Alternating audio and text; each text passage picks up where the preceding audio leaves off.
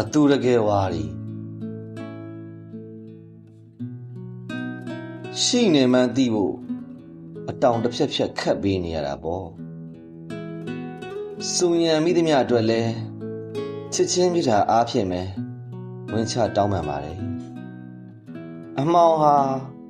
နေပြောပဲကွာဖြစ်တယ်အမောင်ကပဲဝင်းစင်းရဲကိုထက်ကြော်ထားတဲ့တန်တရားဖြစ်တယ်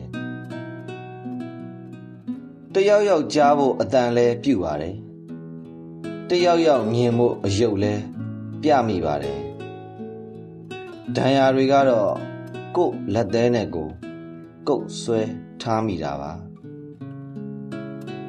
မင်းမှာဘာအပြည့်မှမရှိကြောင်းလဲထွက်ဆိုနေတာပါပဲအစစ်မှန်ဘဝပါ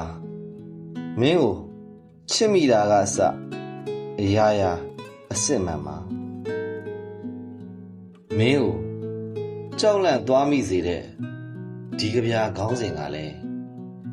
အစစ်အမှန်ပါပဲကေဇာဝင်း